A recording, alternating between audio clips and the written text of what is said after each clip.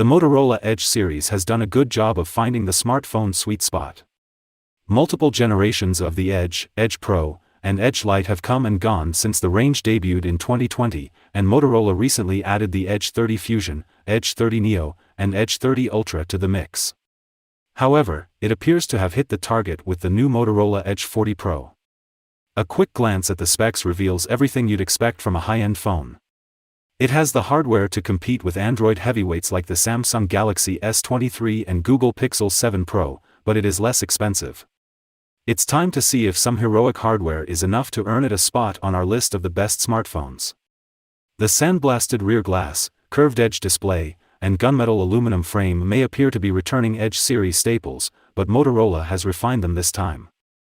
The screen no longer just has rounded edges, but also curves at the top and bottom, albeit with a much shallower radius, and the rear camera bump has received a similar treatment.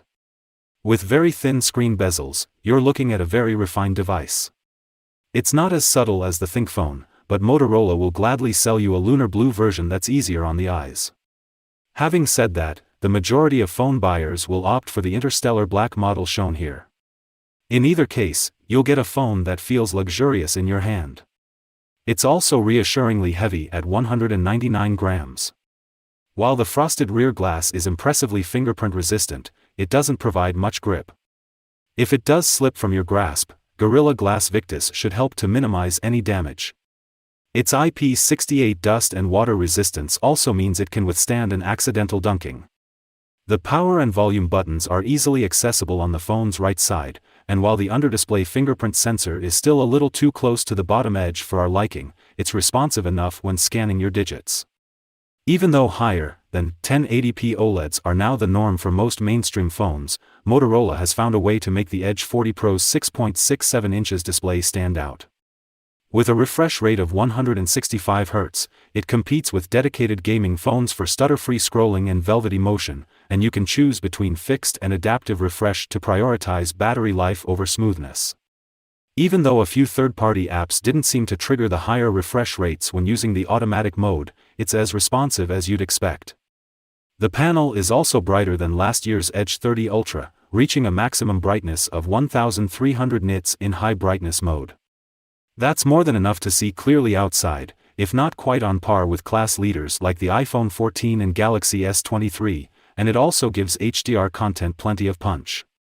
It works well with both Dolby Vision and HDR10+, with streaming services benefiting greatly from the combination of bright highlights and deep shadows compared to their SDR counterparts.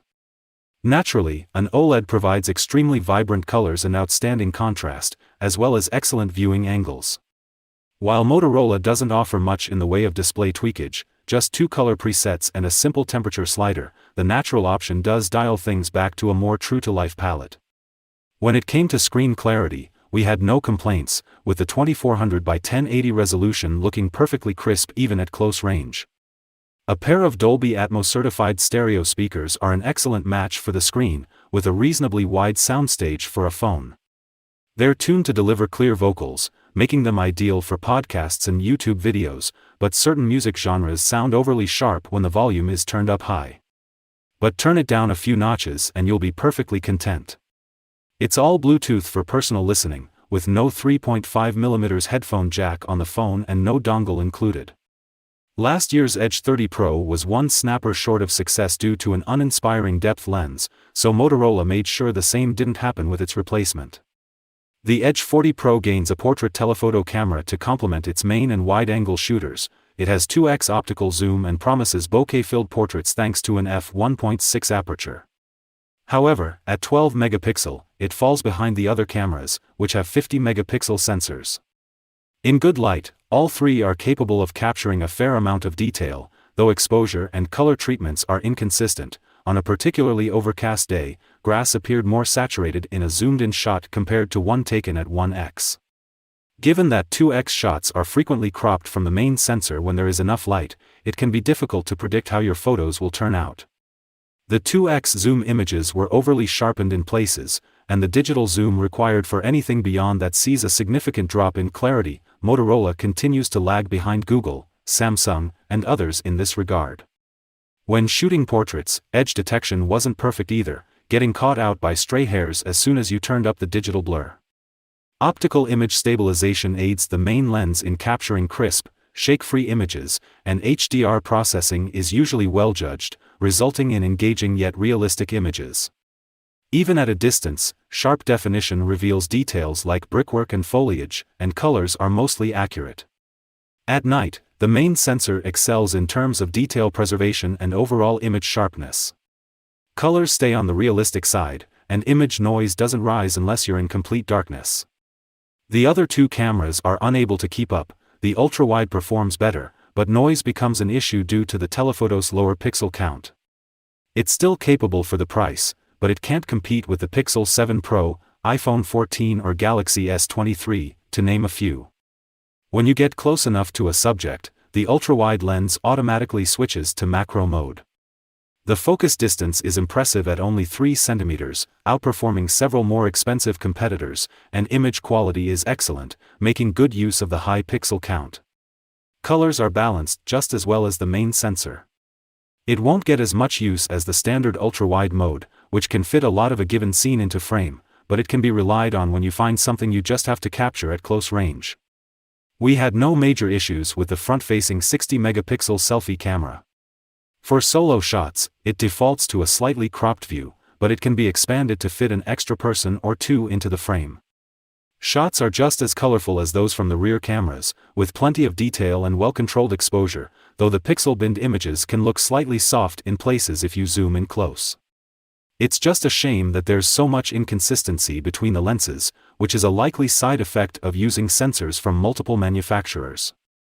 Competitors with comparable prices simply provide a better balance. Power isn't an issue for the Edge 40 Pro.